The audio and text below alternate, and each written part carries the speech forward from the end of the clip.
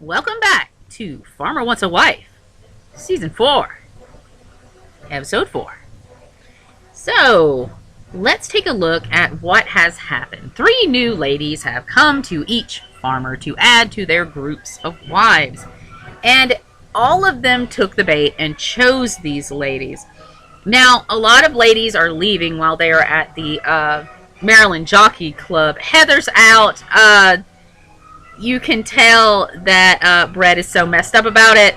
Good luck, Heather. Maybe you'll have better luck next time on The Bachelor. Sean has this shit-eating smile as he takes Emily out on the... takes Macy aside to do the worst apology of all time for lying to her and the other girls. Macy is giving Cancer Zodiac placements, but I looked up her birthday, and she's actually a Leo. So, Sean just tells Macy, like, hey, let's go dance, and it'll make everything better, and it works.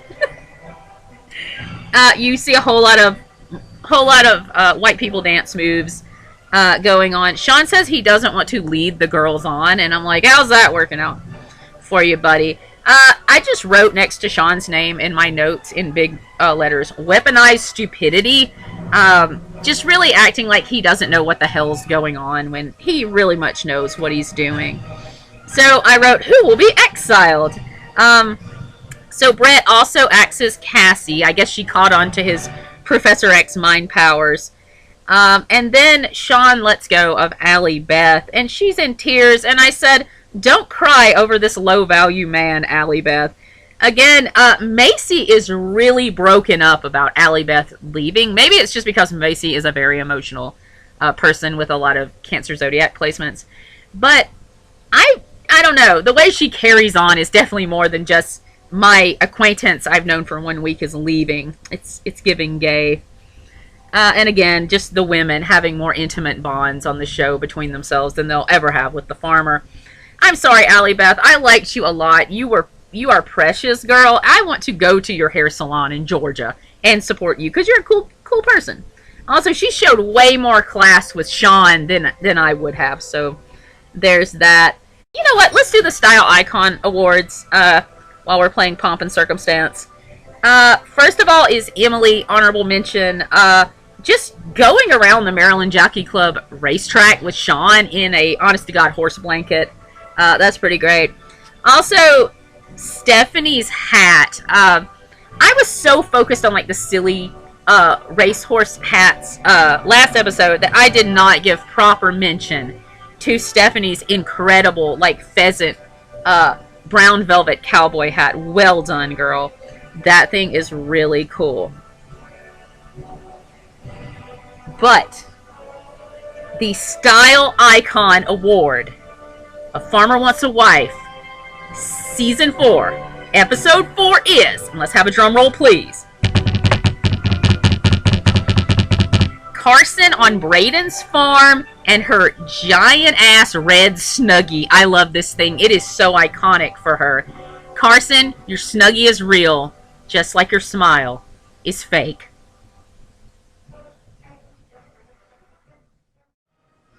So Braden chooses Brittany to go on a solo date with him, rewarding her for snitching on Carson. And while they're out on their date, she also perpetuates this, that Carson is being a fake person.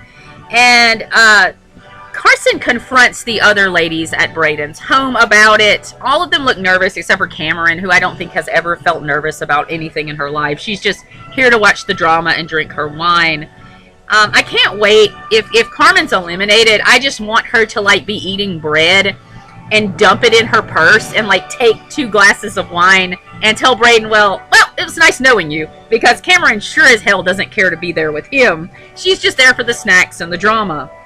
So then Carson just goes to Brett dressed in her tank top and shorts outfit, even though it's freezing cold in the Illinois winter.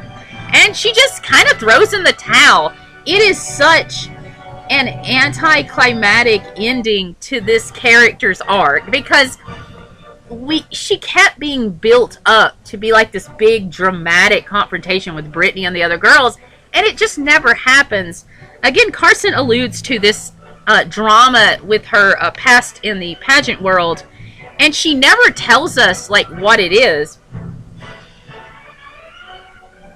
Could it be because Carson is going around telling people she is Miss Texas 2025 when actually she is only Miss Texas volunteer? I would say maybe that's a bit of a controversy, but I can't find anything else about her. So then Brett and Hannah have a frankly adorable date. Most husbands can't stand to be within the same zip code of their wives while they're trying on clothes, but Brett really enjoys it. He takes Hannah to this boutique, and she tries on dresses. It's a very funny, like, fashion montage of her trying on these dresses, and like the flashier and more urban her looks are, the more bored he looks. But the minute she puts on a Little House on the Prairie dress, this guy's jaw hits the damn floor. Okay. And so they go to a malt shop, which is adorable, and they drink a shake with 2 straws. And again, Brett, I think, is the most wholesome farmer on the show. So, they drink a shake with 2 straws, and he keeps threatening Hannah that his goofy side will come out. And I said, Brett, is the goofy in the room with us? Also, how funny, how funny for the boutique owner of this dress shop, because Brett is going to be taking like 5 women here to try on wedding dresses. Also, Brett and Hannah have a very like mature conversation about how Hannah still wants to pursue her career and maintain her identity even after she's married, and he very much meets her in the middle with that. He's like, I totally understand, I wouldn't want anyone to take my identity away. And it's one of the few times in the show where the farmer has met the wife halfway and said like, okay, we'll compromise. But speaking of people who don't compromise, is Braden and Brittany. And Brittany tells Braden that she still wants to be an anesthesiologist, but she lives in Salt Lake City, Utah. Oh my, is this a Farmer Wants a Wife, Secret Lives of Mormon Wives crossover? Question mark? So she tells him that she'd have to stay there to be an anesthesiologist. And I would blame Braden for like not compromising and being a hard ass, but he lives on the outskirts of Champaign, Illinois. And I'm like, Champaign, Illinois is kind of a bigger town. Like, I'm sure someone goes to the doctor there that needs anesthesia, right? So he takes Brittany to this cider factory, and the workers at the cider factory cannot stand these people. There's a shot of a woman behind one of the machines, and just the dead-eyed, I'm over it look she gives the camera is wonderful. Shout out to this woman, whoever she is. She's great. And so they drink their cider. I love how even on the farmer's dates, he's making them work. Sean takes Emily to his villa, and he kisses her in a way that looks like he's about to chunk her over that balcony.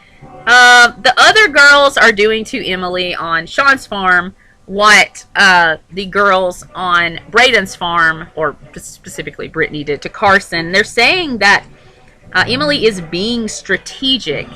And I'm like, but why wouldn't she be? She's on a show called Farmer Wants a Wife. She knows the objective.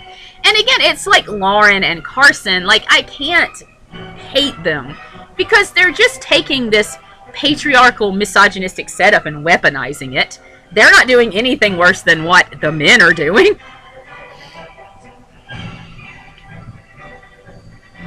Yeah, so they all have a great time.